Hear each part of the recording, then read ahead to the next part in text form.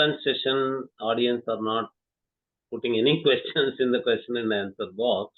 So we are not able to see any questions here.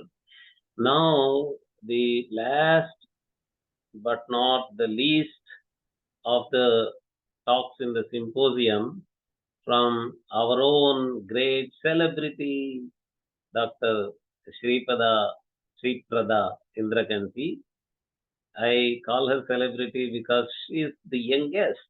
She is just 23-year-old, but a very well-read, versatile, multifaceted scholar, and we are very glad and very proud to see such youngsters coming up. I think Bhagavan has some plan in creating all these people. Wonderful scholars are coming up. It is very promising because these are so young. This country has a promise of a very, very long contribution from these young scholars. Sriprada Indrakanti was born and raised in the USA. She studied Sanskrit texts like Ashtanga Hridaya and Charaka Samhita for the past 5 years. Under gurus in India, Sriprada has 6 years of experience in teaching Sanskrit and Indic knowledge for various organizations like Vyoma Linguistic Lab, Shri Veda Bharati, SGS Gita Foundation, and Chinmaya Mission. She has trained 4,000 plus students, guiding them in authentic Sanskrit pronunciation. She is also an artist, Carnatic singer, certified yoga instructor by Ayush and Vyasa, and Vipassana meditator. She presented in the International Delegates Assembly on strengthening US-India relations at the World Ayurveda Congress, which PM Modi attended, and also interacted with senior government officials regarding building awareness on Indian knowledge systems. She won second prize among 26 countries in an international elocution competition on importance of traditional Indian knowledge systems organized by ICCR Ministry of External Affairs. Her research on Vedic rituals has been recognized by the Ministry of Education at an IKS national conference and was awarded first prize. She stood second among 30,000 plus participants in the national level contest on the glory of Indian civilization. She was invited by the Government of India to represent the USA at India's first Y20 G20 inception meeting and to engage several G20 sessions for 800 plus NSS youth from 11 states in national integration camps across India. Such a wonderful, great achievement at this young age. We are very proud to have to use the Telugu phrase, Bangaru Talli, Dr. Sriprada Indrakanti. Over to you, Sriprada. She is going to talk about the examples of healthy debate from Ayurveda. Thank you so much, Nagaraj Garu, for that wonderful introduction. I would like to start with a prayer. Ragadirogan satatanushaktan asheshakaya prasritana sheshan autsukya moharati danjagana yo purvavaidyaya namostu tasmai. This prayer means that I salute to all the previous doctors who have existed, the present doctors, and also the future ones who are yet to come, who are all play a great role in making us healthy and who are playing a great role in sharing us with knowledge. The reason I chose this topic is, I being a student of Ayurveda, we often do study about debates several times in our subjects, and it starts from the first year itself. My topic is the Ayurvedic side of a healthy debate. Let's first look at a few questions before getting into a main topic. Does modern medicine have debate as its educational curriculum? For this, I'd like to note a personal anecdote. Just a few days ago, I was actually interacting with a clinical psychiatrist from the United States.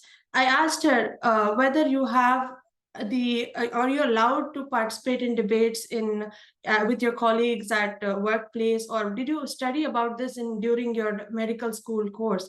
And she replied with a very bold no. She said that debate is such a negative thing. How can you debate with your colleagues? It's not a good thing at all. We respect everybody's opinion. We have clinical discussions rooms, but we never would call that a debate.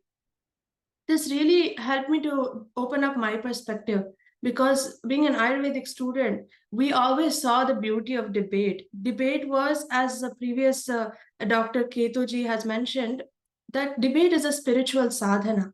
So, keeping that view in mind, let us take this session forward. The next question arises, why does Ayurveda need debate?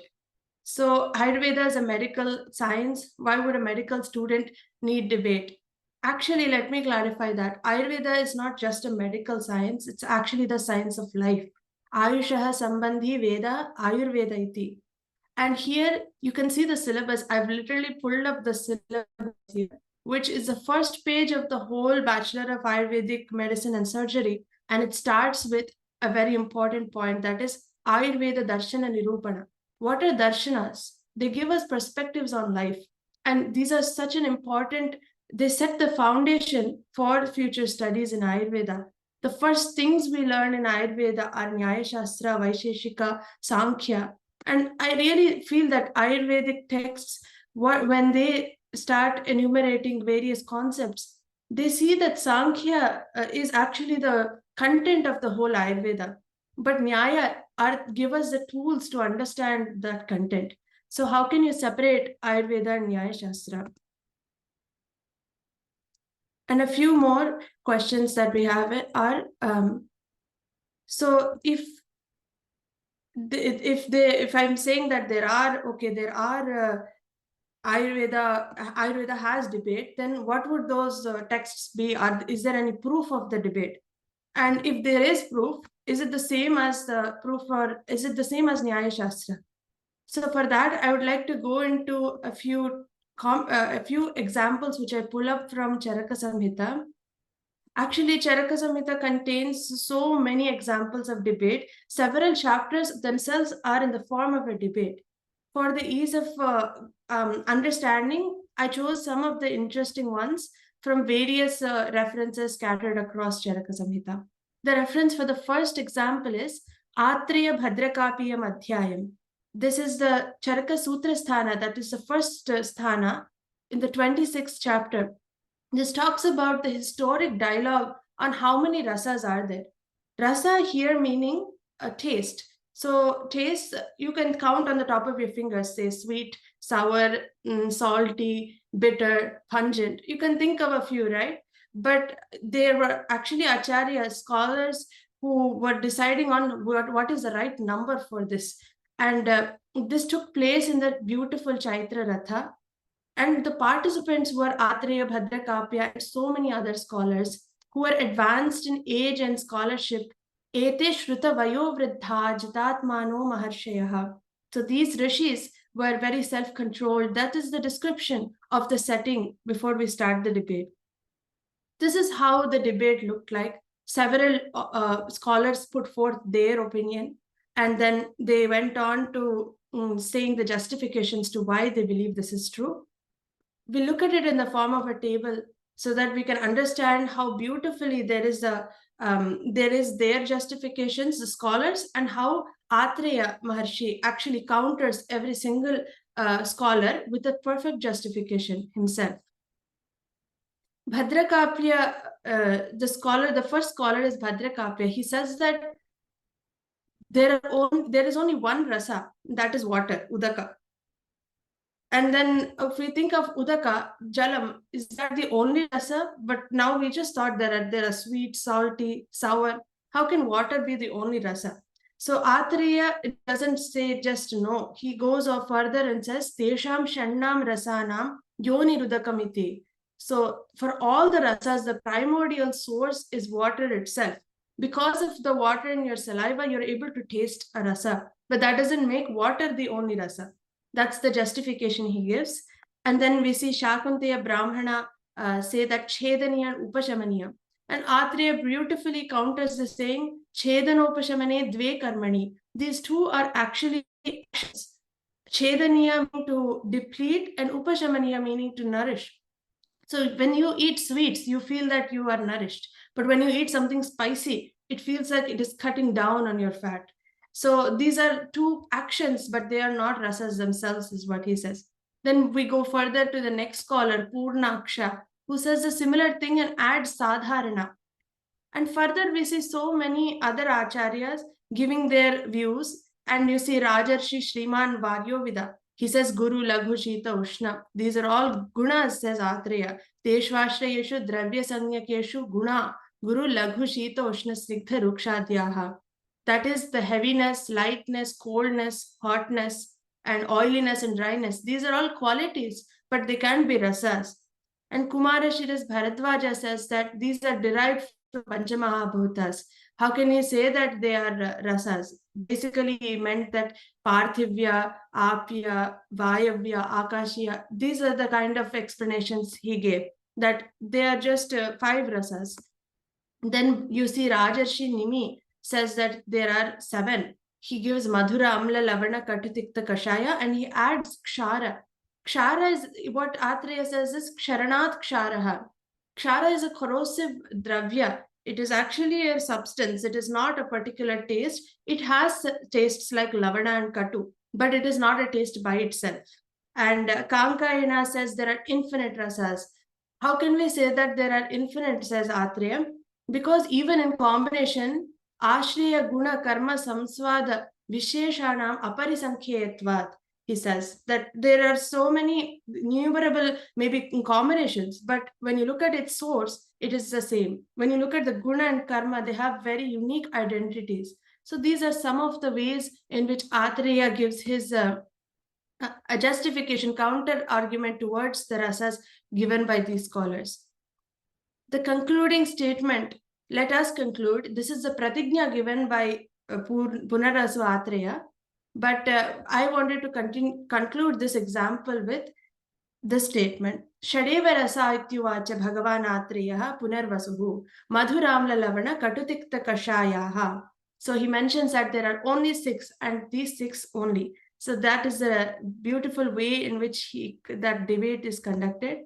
The next example we can see is from the same chapter. It's a very small one on examples of incompatible foods. Actually, this is not a topic which everybody is usually familiar with, but these days it's picking up. The concept of viruddhahara, saying that you should not eat 2 substances together because it can cause some damage internally. You may have heard don't eat curd at night from many Ayurvedic scholars. So this is something that is an example of an incompatible food. Let's see how the debate goes. Atreya says that you should not take fish with milk due to the conflicting Vidyas. The Vidyas meaning Shita and Ushna. Milk by nature is cooling in nature, and fish is on the other hand hot. Though they are very similar in terms of rasa and vipaka, they both are sweet in their end metabolic effect and in their taste. And their guna is also the same, maha abhishyandi, which is not the best guna to have when you're choosing something to eat, because it obstructs channels just like curd. And Bhadrakapya says to Agnivesha, Atreya student actually, says that no, one can take all types of milk, all types of fish with milk, except one, that is Chilchima. But Atreya says, no, you should not take any fish with, and particularly Chilchima. And he gives a detailed explanation as to why, that it causes Vibandha, it causes Marana, causes Raktapitta disorders, and it also excites the Amavisha, and it gives a poisonous effect. That is what he gives. The next example we're looking is from actually Sharirasthana. So Sharirasthana is a sthana that comes later. Sorry. Yeah, so in Sharirasthana, it is mentioned that there is a concept of Garbhavakranti Shariram. And in Khuddikam Garbhavakranti Shariram, This refers to the formation of a garbha. How does a garbha form? What is the way in which the garbha is formed? Which are the factors responsible for this to happen is discussed in this chapter in elaborate. We can see that this is how the debate goes on. First, Punarvasu Atreya mentions that Purushasya Anupahatareta Sriyaschapradushta Shonita Yoni Garbhashriyaya Yada Bhavati Samsargaha Ritukale Yada Chanayos Tatha Yukte Samsarge Shukrashonita Samsargam Antargarbhashayagatam Jivo Vakramati Sattva Samprayogat Tada Garbhobhinirvartete. Here, what is exactly happening is he's giving an introduction and a background before he starts the main debate. He says he's explaining how a zygote is even implanted into the uterus before he discusses on what are the factors responsible for the formation of a fetus. So here he says that with the unvitiated sperm and with the pure yoni, garbhashaya and shonita of the female's reproductive parts, when these come together, the sperm and ovum join together in union during the Ritukale, that is the ovulatory period of during the conception. And then along with Sattva, that is the mind, and Jiva, that's the soul, they come in union and they go into the Garbhashaya and they're implanted. And this is called as Garbha. There is also another definition of Garbha given, that Shukra Shonita Jiva Samyogetu Khalu Kukshigate Garbha Samya. When we talk about the debate, we'll get into that. Healthy growth is provided by nutritious rasa from the mother, of course, and the proper antenatal care, the acharas which the mother performs during her pregnancy to make sure she give birth to a healthy child. So with time, the fetus develops in its sharira, in its bala, tejas, and all these factors. Now he starts with the main debate, saying that due to Matrajadi Shat Bhavas, the formation of Garbha takes place. So what are these Matrajadi Shat Bhavas? There are 6 factors responsible, is what he says. Those are Matraja, Pitraja, Atmaja, Satmyaja, Rasaja, and Sattvaja. This is the proposition he puts forth. And Bharadwaja says, no, there is no cause like mother, there is no cause like father, and there is no cause like Atma. He literally says, nahi mata, nahi pita, natmana, na satmyam. So this is the way he puts forth his argument. But he doesn't stop there. He, of course, goes into his justifications, which are so beautiful. As to, we wouldn't have imagined how he say that mother is not responsible, but he has his own justification. It is so interesting to read this part. Matraja and Pitraja, he combines them and says why it is not a factor. He says if parents could create a baby, then people who want sons could get sons, who want daughters can get daughters, and there would nobody who was childless would be craving for a child, because if parents are responsible, they can choose what they want, is what he says. And he says that Atma is not responsible because a soul can't be born out of another soul. And even if it were, okay, let us say that it is, but can you choose your own noble birth, that I want to be born in this family, I want to be born here? So that is also not practically seen. So Satmyaja, he says no, because Satmyaja basically means the regimen that you follow. He says that if this was true, then only those who follow a good regimen should beget children. And those who don't follow a good regimen, those who smoke or drink alcohol during their pregnancy, they should not have a child. They should never conceive a child. But we don't see that. We do see fetal alcohol syndrome. We do see that the diseases are manifested, and people, even with not following a regimen, are also giving birth, and there is formation of fetus happening in them. He says no to rasaja because he says the embryo is not formed of rasa, is the first thing he says. And he says why? Because everybody has rasa, right? Rasa is actually a dhatu. It is a tissue in the body. It has the fluid component of our system. And if this was the case, that rasa is responsible for formation, everybody should have a child. Nobody should remain childless, is what he says. And then Sattvaja, he says that if it was true that we needed to have knowledge of previous life in order to claim that Sattva is responsible. But we know today that nobody remembers their previous life, right? Everybody doesn't remember that I was this thing in my previous life. So nobody remembers even a bit of it. So how can you say the mind is responsible for formation? Atreya to this says, okay, Matraja Bhava, it is responsible. Again, he gives his explanation. Matraja Chayam Garbha, Nahi Matur Vina Garbhotpatti Hisyad, Nacha Janma Jarayujanam. So he claims that viviparous animals, like humans, give birth to live ones, and mother itself is the responsible because she hosts the Garbha itself.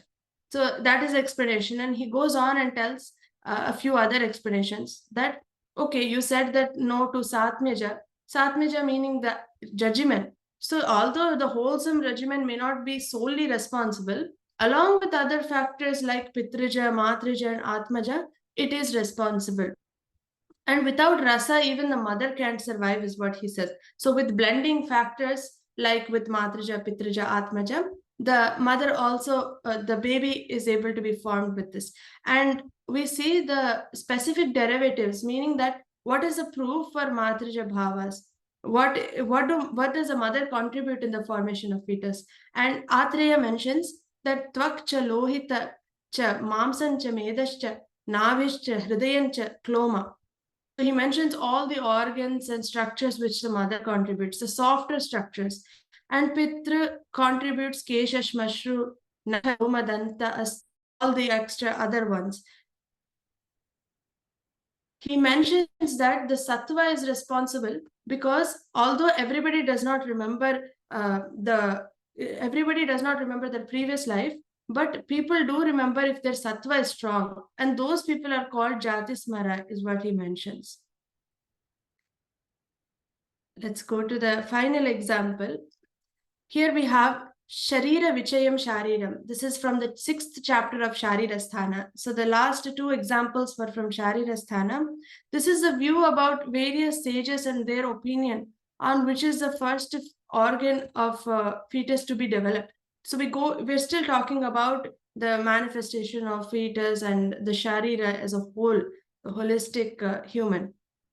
These are various views provided by authors, and this is what Atreya gives us his justification. First, he puts down his pratigna, saying that the view of Dhanvantari seems to be correct, and I agree with him. And he gives his valid justification as to why. And then he does his nigamana. He concludes by saying the view of Dhanvantari is correct. These are just a few aspects of Ayurveda and debate in Ayurveda. Let's go into the contents and understand where debate is actually spoken about in Ayurveda. So if we look at the reference, Vimanasthana is actually where this is found. I call Vimanasthana the toolbox of Ayurveda. It helps us to understand the how to assess doshas, how to assess things in terms of measurement. And the second sthana, which is before Vimana, is actually the Nidana sthana, which talks about the mythological origin of a disease, how diseases happen, what are the causes for diseases.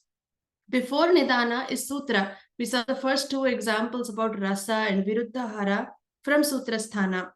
And after Vimanasthana, we see the fourth sthana, which is Sharirasthana. Why I'm saying all of this is we need to understand the pattern and the context and set that context before understanding what we are studying. This makes us understand the holistic perspective of where this is taken from and why should we put Vimanasthana in the middle of Nidana and Sharira. Only after understanding why diseases come, we can understand how to assess the doshas responsible for them. That's why Vimanasthana is put after Nidana. And Sharirasthana is put after Vimana because once you understand all these measurement aspects, then you can study about the holistic human being in terms of the Atma, Buddhi, because your mind is then open to newer concepts and higher concepts which are abstract in nature. So the chapter in which Vimana is debate is talked about is actually the last chapter, that is Roga Bhishak Jitiyam Adhyayam, the 8th one. It also contains several, Vimanasthana itself contains pedagogical tools, research methodology in Ayurveda, and so many rules about how a student should be, how classes should go on, and it's really an interesting sthana. Okay. So we know that there are 3 tools to attain knowledge. Tatropayananu vyakhyasyaamaha adhyayanam adhyapanam tadvidya sambhasha chetyupayaha. So this talks about study, teaching, and going to seminars as the three main ways of attaining knowledge. Going to seminars, symposiums like this one, and debates really enhances our knowledge. Why I put this slide is, when we study something, we revise what we have learned. When we teach something, we revise it even better. And we do learn a few aspects from our students about the same content. And we explore and research more about it. But by going to debates, symposiums, and seminars, you learn something new. Some new discoveries are made, and you arrive at very great conclusions. And the procedure for debate, who should do it, what should be debated on, why should we do debates? And already several people before me have spoken, the speakers have spoken about why debate should be done in detail. Sambhasha vidhim ata urdhvam vyakhyasyaamaha bhishaja sah sambhasheta. So this means that who should do the debate, who should perform is bhishaja sah sambhasheta. Physicians should do the debate between themselves, because we are talking in the context of Ayurveda. So this is why he mentions that physicians should debate amongst themselves. And what should be talked about Ayurveda? Why? It is not as simple as enlightenment. It is actually, it gives us the path towards reaching enlightenment by gaining more and more knowledge. It sets the Jnana Marga for attaining satisfaction, sukha. And Ayurveda also mentions Ayuh Kamayamanena Dharma Artha Sukha Sadhanam. So this is the way that Ayurveda text starts. Ayurvedopadesheshu Vidheya Paramadra, for attaining Dharma, Artha, and Kama and Moksha. And also, that is why we give so much reverence to our previous acharyas, that because dharma, artha, kama, moksha are the purusharthas. We need to always be in pursuit of these, and that is what is achieved even by doing debates. These are basic benefits of doing debate and the purpose. Tadvidya sambhasha hi jnanabhiyoga samharshakari bhavati. It helps us to read between the lines and understand better about the text. Shastra sahita starka sadhananam. So Charaka Samhita in Sutrasthana mentions that the Shastra is the best way, reasoning based on the scriptures is the best way to learn. It's the best learning tool, and it enhances your skill and expertise. Vaisharadyamapi chabhi nirvartayati. So it helps us learn new things. Vachana shaktimapi cha adhatte. It helps us improve in our art of public speaking. Yashash chabhi deepayati. It improves our name and fame. Vaidya samuho nisamshay karanam. It also removes our doubts. When you are associated with several Vaidyas, all of them coming together removes doubts and gives clarity about the subject. The interesting thing here is, Charakacharya also mentions that the preceptor, when he would get pleased with the devotion of some of his students, disciples, he used to get so pleased and explain hidden and secret meanings of subjects, which normally he wouldn't have the time or interest to tell them. And also, in mutual discussion among the participants, they may have a real interest to win. So in that interest of winning, they may disclose very secret meanings of certain aspects of the Shastra. And so we see that the purpose of debate is actually to share knowledge and not to keep it secretive, which is a wrong opinion several people have about Ayurveda, that it was a secret science. Nobody was saying about it to the public, and there was a lack of continuity of the knowledge spreading. So that is not the case if we take examples from the past about debate. And we see the classification he talks about. So Vimanasthana, in the 8th chapter, debate is given elaborately in almost 67 shlokas, talks purely on debate. So that is how much importance Charakacharya gave to debate. He says, Dvividhat khalu tadvidya sambhasha bhavati sandhaya sambhasha vigrihya sambhasha cha. So there are two types of professional debates, friendly and hostile, that is sandhaya sambhasha and vigrihya sambhasha. And what are the qualities of a person you should be looking for when you want to do sandhaya, friendly discussion? You don't want to go into a hostile way, but you want to do it friendly. Who should be the person you want to choose as your partner for this, or opponent? We wouldn't say opponent because it is friendly, partner for discussion. It is also known as Anuloma Sambhasha, and here it mentions the qualities of an ideal candidate. Tatra Jnana Vijnana. So one should have the general and specific knowledge related to the topic. He has to have his own opinions and counter opinions. That is Vachana and Prativachana. He has to have a powerful ability of expression. So Shakti Sampannena. And he should not get irritated or jealous. Akopanena, Anasuyakena. He should be able to get convinced and convince others as well. This is important. We think that it should only be to convince others, but in a friendly discussion, you should also be humble enough to accept that your views may be wrong, and you should be convinced by others when their views are correct. And you should be able to face the difficult situations, klesha kshamena, and know the art of sweet conversations, that is priya sambhashana. And the method is given in detail that one should speak confidently, one should question with no hesitation, and whenever he is put with a question, he should always answer it elaborately. That is a very important point when we do discussions. Elaborateness. It should not be done in a brief manner, which doesn't help in understanding about the subject. So you should not be afraid of defeat, but you should never rejoice on defeating your partner in this. You should not boast before others, and you should not hold your solitary view due to attachment. What this means is you should not think that my view, because it's mine, I support my view. You should have a clear reasoning and unbiased attitude towards your discussion. And you should not try to explain something you don't know. And you should convince the other party with politeness. Vigrahya Sambhasha, on the other hand, has a different method.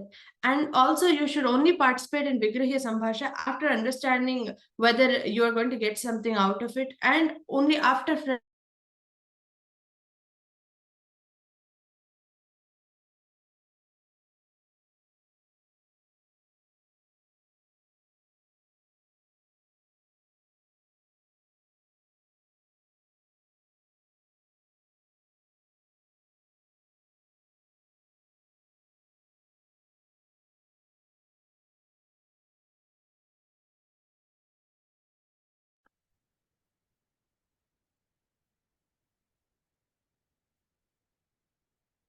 There seems to be a network problem.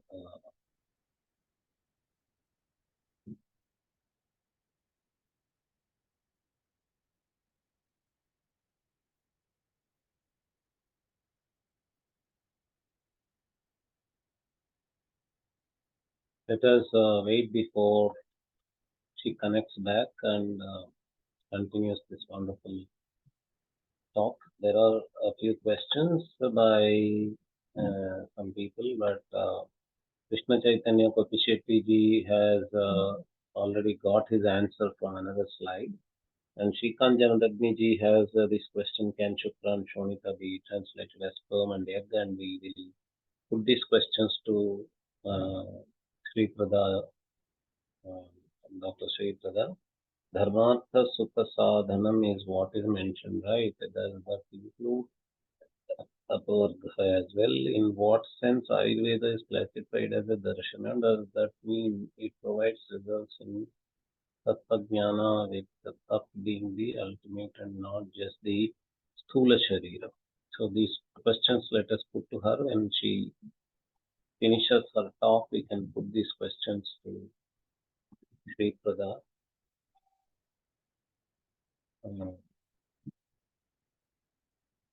Let us give her a few more minutes.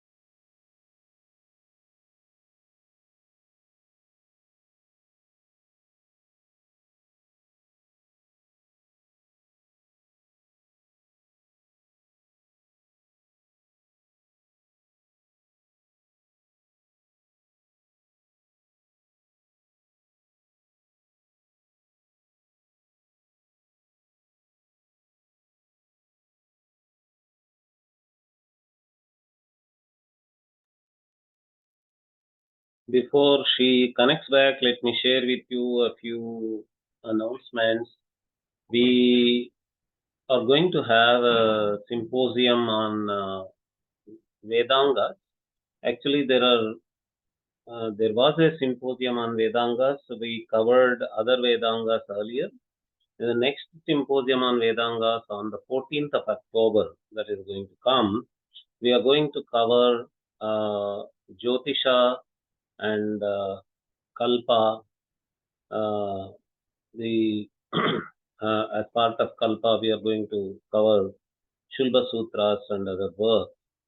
So the among the leftover Vedangas are going. Shiksha also is going to get covered. Shiksha, Jyotisha, and Kalpa are going to covered in the symposium on the 14th of October. And we are going to have our next conference in Ujjaini on the ancient Indian education system and pedagogy, teaching methods. It is going to be a physical conference in Ujjaini. There are no online sessions there, and there will not be any live telecast from Ujjaini, but the sessions will be recorded.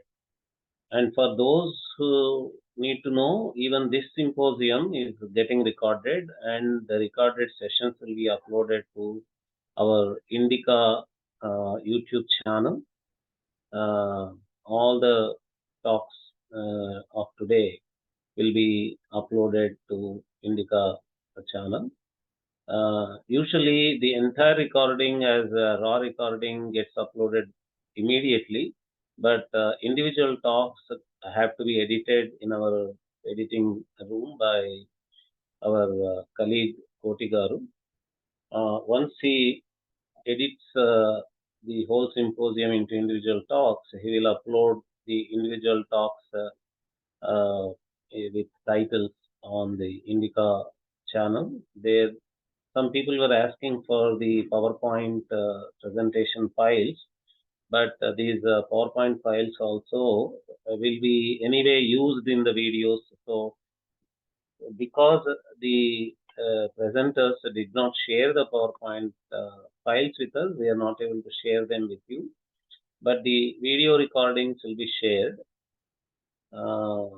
We here I am able to see Indrakanti names among the audience. Sharma Indrakanti is there, and I think there was one Venkat Indrakanti also among the audience. I don't know if they can tell us anything about the status of Sriprada Indrakanti, whether she has joined or not, or she is trying to join again.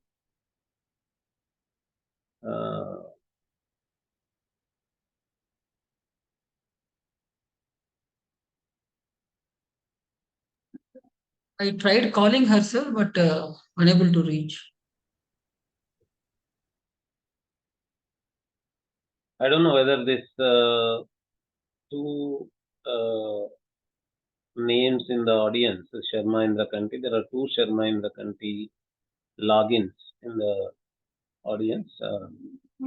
If you know, sir, anything about the status of Sriprada, please share with us in the question and answer box or in the chat box.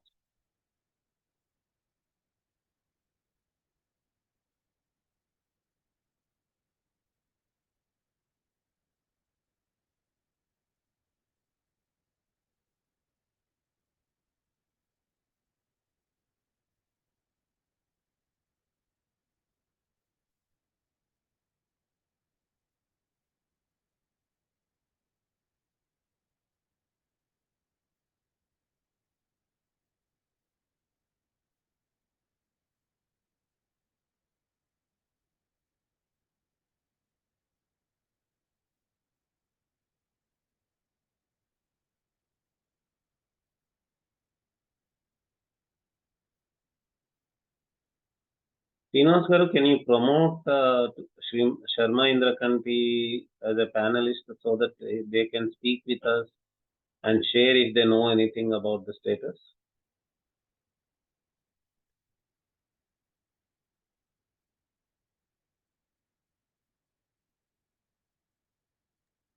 Okay, sir.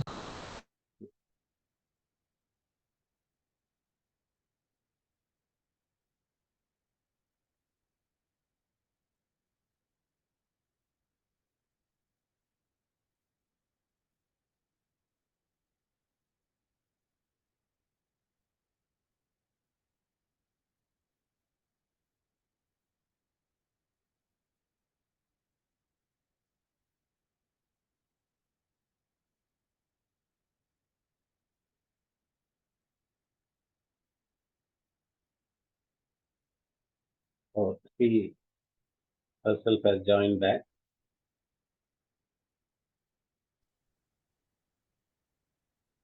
Namaste, Nagaraji. Sorry about that. There were thunderstorms here and connection Oh. went. Yeah. Should I continue or? Yeah, please. Yeah. Thank you. Yeah.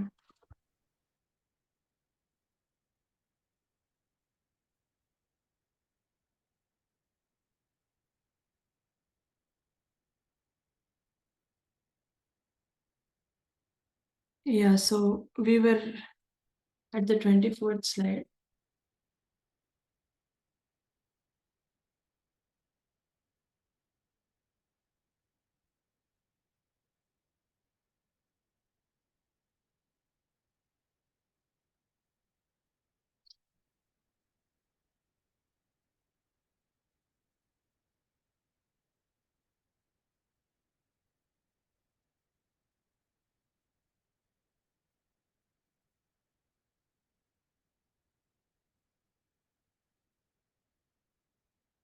We're talking about how to understand your opponent. So how do we understand whether our opponent is an inferior, that is pratyavaraha, he's a samaha, he's equal to us, or he's pravaraha, superior to us? How do we understand this is based on gunas, the demerits and merits of the speaker. If he is a shrutam, vijnanam, dharanam, pratibhanam, vachana shaktiriti, if he has these qualities, then he's considered to have merits. If he has kopanatvam, avaisharadyam, bhirutvam, adharanatvam, and these are all the qualities of bad qualities of a speaker. And this should not be made based on presumptions. You should not judge your opponent based on maybe their family is reputed, or they are the daughter or son of somebody, they're related to somebody. That should not be the reason you justify that this is a good speaker or bad speaker. It should be purely done based on the guna of the person. We look at the various parishats. So parishat means an assembly, and he says parishattu khalu dvividha jnanavati mudha parishatcha. There are two types of parishat. If you classify broadly, that is jnanavati, learned parishat, and an ignorant parishat, where people are not so learned. The ignorant people, when they come together, it's called an mudha parishat. You can also classify as broadly into three: Suhrit Parishad, Udasina Parishad, and Pratinivishta Parishad. And important to note that when the assembly is full of learned people and prejudiced people, you should not engage in discussion there. Even if the assembly is full of ignorant people, if they are prejudiced, you should not engage in any discussion. But if they're ignorant and the discussion atmosphere is very friendly, and even if it's neutral, you can always engage in discussion in that condition. Now we look at what you should do while discussing with such a person. So when the assembly is friendly, neutral, and it's full of ignorant people, you have a more chance of participating in a better way and enlightening the audience. So how should you do it? You should do it by using long sentences that are incomprehensible, use long aphorisms, and keep ridiculing the opponent again and again. And watch carefully as we see through these points, because you may feel that these are not good things to do in general to anybody. But while using difficult words, one should remind the opponent that they are not speaking to their stand. And one should say, you didn't learn enough, you should learn again. Don't give him a chance to speak. So these are some of the things which they discuss. And he says that some say that the method is applicable to hostile debates with superior opponent, but actually we should respect our superiors and never engage in debate with them. And we should always try to engage in a debate with equals or inferiors to get a higher our chances of winning. The same thing here. We should always engage in debate with people who are equal or below, and based on after analyzing their merits and demerits. And how do we subdue the inferior opponent immediately? After all of these explanations, we'll understand why we have to even subdue an inferior opponent. The opponent who has no scriptural knowledge, you should defeat them by quoting long aphorisms. For example, the opponent does not know the definition of a shelly or a foreign body. You can quote from Sushrita Samhita like, Tatra shalyam nama vividha trinakashta pashana pamshu loha loshtasthi balanakha puyasrava dushtavrana antargarbha chalyodharanartham yantra shastra ksharagni pranidhanat pranavinishchayarthancha. Saying the long definitions which scare the opponent and make them feel that they don't know enough could be used. And I'll go to the last one, which says, if one is devoid of carefulness, one should be defeated by imposing discipline. So, for example, if there's a Vaidya who does not follow dinacharya or daily regimen, he doesn't follow a disciplined timetable, how do you defeat him? So you should say that, okay, if the debate is, for example, on whether one should wake up at Brahmi Muhurta or not, whether one should wake up early in the morning or not, then you can simply oppose and defeat the opponent by saying that you don't wake up, see, you are not healthy, because he is a careless person, he wouldn't be following that. So you can easily find that as his weakness and put him down there. One with irritability should be defeated by teasing. Cowardice, which should be defeated by terrorizing. And when someone is devoid of the power of speaking, and that means that they keep on fumbling with their words, they say ooh, ee, like I'm not able to, so I just say half sentences and leave it there. A perfect example would be if somebody was asking about Ayurvedasya prayojanam kim, what is the purpose of Ayurveda, and if that was the debate, then he could have tried to quote from Samhita and saying that atarasya vikara prashamanam, and then you can immediately defeat that by saying, how can you say that atarasya vikara prashamanam is the prayojanam of Ayurveda, when in fact Ayurveda has so much about prevention, not only about cure. Atarasya vikara prashamana means only curing the diseases of the deceased, but it also prevents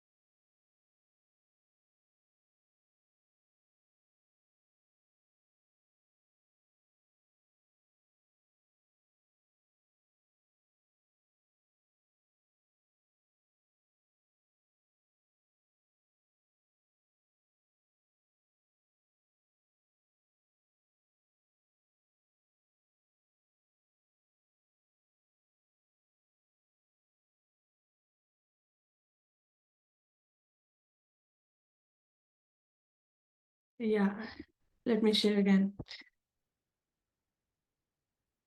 Okay.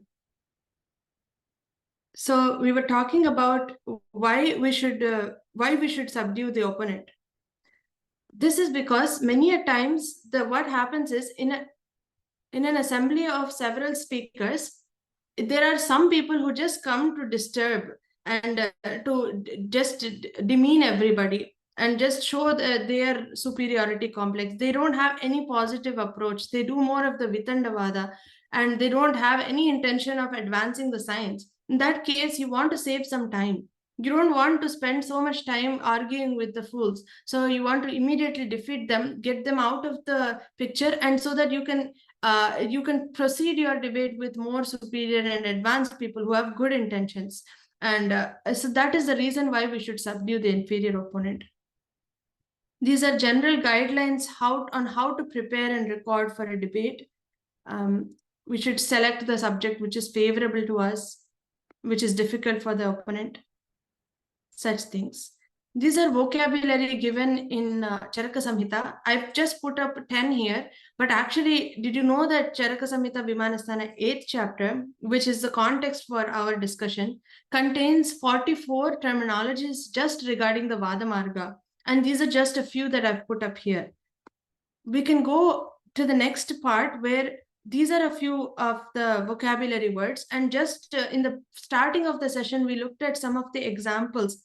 And we can see how beautifully these vocab words can be applied to those examples. For example, in Upamana, in the context of formation of Garbha, in Garbhavakranti Sharidam, we saw that Charaka Acharya Atreya describes six factors, that is Matrija, Pitrija, Atmaja, Sattvaja, Satmaja, and Rasaja, as the factors for formation of a fetus. What he describes this to is Yatha Kutagaram Nana Dravya Samudayat, Yathava Ratho Nana Rathanga Samudayat. He gives this analogy and says that he compares, just like the chariot requires wood, it requires the men, it requires tools to build it. Just in the similar way, the formation of Garbha also requires these 6 aspects together. And a Kutagara, or a sudation chamber, steam bath, where that takes place, it requires so many dravya, so many substances to be built. In the similar way, Garbha requires so many things to be built. It's not one that is responsible for Garbha formation. Pratignya is seen in the context of the number of rasas in Atreya Bhadrakapya Madhyam. In the Sutrasthana, the first example we saw, Shadeva Rasa Ityuvacha Bhagavan Atreya. So he puts down his proposition before defeating each and every scholar later. And Nigrahasthana is the way by which someone is defeated. So how do you say that this is the reason why I'm defeating? Atreya beautifully contradicts Bharadwajacharya's statement by saying, Matrajaschayam garbha, nahi matur vina garbhodpatti sya, nacha janma jarayu janam. So he says that it's not possible that Matu is not responsible for the Garbha formation. And he gives his explanation that as the reason why which he is defeated. We see more guidelines that you should not speak anything which is aprakritakam and ashastram, aparikshitam, asadhakam, akulam, and avyapakam. You should not speak irrelevant things. These are the general guidelines further given. And this is the 67th shloka. So 67 shlokas, and it concludes by saying the importance of debate. It says, Hetu manto hyakalushaha sarva eva vada vigraha chikitsite karana bhutaha prashasta buddhi vardhakatvat sarvarambha siddhim hyavahatyam anupahata buddhihi. It says all conflicts of debate with reasoning, hetumantaha, and without kalusha. So akalushaha, sarva eva vada vigrahas, chikitsite karana bhutaha. They all promote all the vada vidhanam. This promotes the medicine and enhances the intellect. Prashasta buddhi vardhakatvat. And by an undefective intellect, you can attain success in all therapeutic actions. Sarvarambha siddhim. So this is the importance of debate. And it must feel so refreshing that in the past, there was so much freedom to express one's views freely and to question everything, inquire. And the question arises now, do we see it today? In the starting, we started with a few questions on whether the modern medicine has debate as its education curriculum and why Ayurveda students need it and if there's any justification. All of these have been answered now. But now we start to ask different kinds of questions. And I believe that as long as there are questions, there's always an answer. And as long as there are answers, there's always new questions to be asked. And with this, we see, will the introduction of debate be useful in modern medical system? These are just a few questions which we can think about. And how do Ayurvedic students participate in debate today? How can we take inspiration from the documented debates of the past and fearlessly yet academically, Shastra Purvakam, challenge certain views of the present? So actually, Ayurvedic students do participate in debates today. We do have inter-college competitions, and a common topic of debate is Rakta, whether Rakta should be considered a dosha or a dhatu. Sushrutacharya says that there are 4 doshas, Vata, Pitta, Kapha, and Rakta. Charakacharya says there are only 3, Vata, Pitta, and Kapha. This is a common debate ground. And also another one is whether Ayurveda should be a separate darshana by itself, or it should be taken that it is a science which relies upon various darshanas like Nyaya. So can we consider Ayurveda a separate darshana by itself? These are a few debate topics which are commonly taken place in Karnataka, especially, where we see people discussing. Another thing is clinical discussions are also taking place now. Ayurvedic case studies do take place in our hospital itself. I study at SDM College of Ayurveda and Hospital. There we have space in our hospital for clinical discussion, analysis of various complicated cases, and how do we give treatments without violating the Chikitsa Sutra mentioned by Charakacharya, but still giving our new perspective with the modern interventions. So that is what it is. We'll conclude with a Guru Prarthana as well as a thought for next time. So it says here, Tadvidhi pranipatena pariprashnena sevaya upadekshyanti te jnanam jnaninas darshinaha. So what this means is, this is actually part of Bhagavad Gita Jnana Yoga, 34th shloka. And we started with questions and we end with questions. And questioning and inquiring is actually this process of samvadam. It's an integral part of Vedic culture. From Vedas, Puranas, Upanishads, everything is in the form of these discussions. And in Bhagavad Gita, they say that the truth, it should be learned. You should try to learn the truth from the enlightened people. And how do you approach them? You approach them by pariprashnena, by humble inquiries, by rendering them service. And this is how we should worship our gurus. We should not feel afraid to question anything, as long as we are genuine and we seek the truth. The purpose of this is for our spiritual journey to advance, and we ask new questions always, and we seek answers. Om Tat Sat.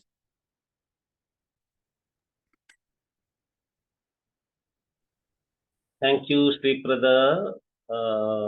I am so ecstatic to see you and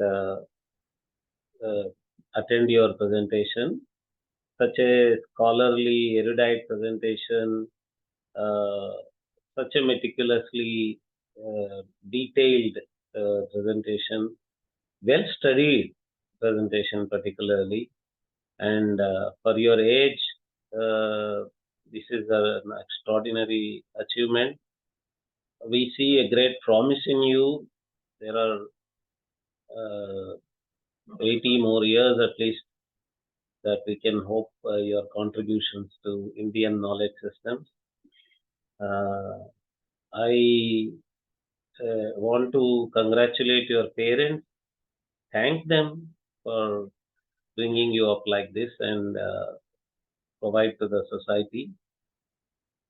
There are a few questions. Can Shukra and Shonita be translated as sperm and egg? This is by a great scholar, Srikant Jamatagni-ji, has faced this question. Yeah. So Shukra is considered as a dhatu, which in males, Shukra is the sapta dhatu. It is a 7th one. And in females, Shonita is actually the upadhatu of Rakta. It is also called as Artava. It is the upadhatu of Rakta dhatu. There are 7 dhatus, Rasa, Rakta, Mamsa, Meda, Asti, Majja, and Shukra. And the 7th one is Shukra, which actually gives us ojas at the end. The essence of the whole body, when it is comes from, it actually is traveling all over the body. But during that act of conception or coitus, it comes to the one sthana and it comes out as sperm and as semen. So that is actually, it is traveling, the essence of that is traveling all over the body as ojas.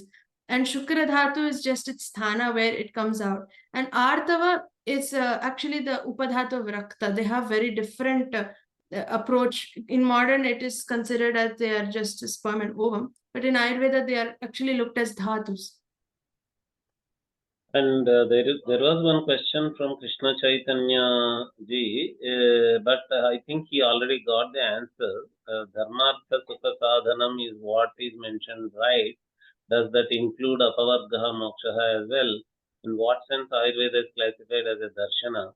Does that mean it provides results in Tattva Jnana with Tat being the ultimate and not just the Sthula Sharira? So I think you have already answered this question. Did you? One point I'd like to add is when he said the seeking for knowledge as Ayurveda, does Ayurveda provide us? So actually, in the Shrestha Varga, he mentions Vijnanam Aushadhinam. So actually, knowledge is the best medicine. If you think of it in that perspective, definitely Ayurveda does believe that the whole purpose is for moksha sadhana. What is the text that is being referenced here? All part of Charaka Samhita or Sushruta Samhita or some other text? Yeah, so I made it easy for the sake of our presentation that I chose everything from Charaka Samhita only. And yeah, mainly from Vimanasthana, and the examples were from Sutra and Sharira. On very realistic terms, what is the importance according to the subjects of Padartha Vijnanam and Sanskritam, both by the students and the professors? It is saddening to see these two first-year subjects are at best forgotten by the time BAMS course is completed. Maybe things change for the better. This is just a comment and observation. There is no question in this. You are right, Krishna Chaitanya ji. There are some colleges where they are opposing these first year subjects also. Actually, there are some politically motivated organizations are encouraging students to oppose the Tarka Shastra and the Sanskritam courses that are offered at BAMS. But now gradually Ayush department is being given a greater control over BAMS courses. So I think the present Ayush people may put their foot down and I hope that they will not yield to these funny pressures from these funny people. Very nice session, Sriprada. Congratulations from Srinivas T. Is also there. So with this, we come to the end of our symposium. Thank you very much, Sriprada. So nice to see you. I would like to personally thank you, Nagaraj-ji, and all of INDICA members for giving me this opportunity to present my little knowledge. Thank you so much. You are so humble, very learned. Sriprada is going to contribute to our Ujjaini conference also on pedagogy and education system. So now we have come to the last part of the symposium of thanking all the participants, all the contributors to the symposium, right from Professor V.N. Jha. He is the doyen, he is an icon of Vada Shastra and Nyaya Shastra. Actually, we are so fortunate, so lucky to get him. It was his affection towards INDICA that made him come, in spite of his busy schedule at home because of a family function. He was kind enough to come, and we had wonderful scholars. I think all of you would agree when I say that every talk today was so enriching. We had wonderful talks, both by Dr. Jamalamadaka Srinivas and Dr. Jamalamadaka Suryanarayana. They were like lions in the forest because it is their field in Nyaya. They were doing excellently well today. And we had our philosophy professor, Dr. Venkata Raghavan, amazingly contemporizing his presentation, and Dr. Tilak Rao bringing in many new points from his own project that he is carrying out at Chanakya University. And we had Dr. Ketu Ramachandra Shekharji, Professor M. Jairaman ji from SVyasa.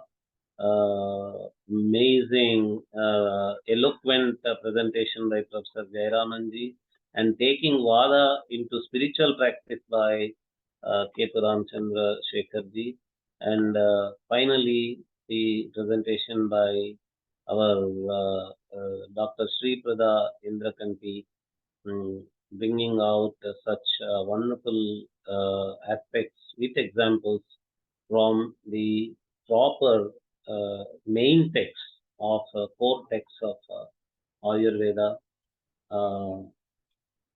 So I think all of you agree that this was an enriching symposium, added a great value to all of us, and no symposium, no event like this is successful without the participation from the audience. I'm able to see from in the morning there were around 70 people, and gradually the number has come down naturally, but still there are many who have stayed back for this late part of the evening also. I thank all the audience who have been participating from morning till evening. And first of all, we have to thank our founder, Sri Harikiran Vadlamani Garu, for choosing the topic. It is his choice, actually. And once we made the announcement of this symposium, just for the topic itself, we received many admirations from all over the Indic circles. That such a great choice, and it is he who comes up with new ideas, and he is the generous donor and funding person for the organization. And Srinivas Garu so patiently, in spite of his other administrative work with which he is so busy for so many days, he took out time and helped us in organizing this conference, this symposium. As always, I thank profusely Srinivas Garu also, and I thank all the Indic Academy people who publicized and contributed to the success of this conference. I thank in advance Koti Garu for uploading the videos of this symposium. Thank you very much. With Shanti Mantra, let us close the symposium. Om Sahana Vavatu Sahano Bhunaktu Sahaviryam Karavavahai Tejasvinavadhitamastu Ma Vidvishavahai. Om Shanti Shanti Shanti.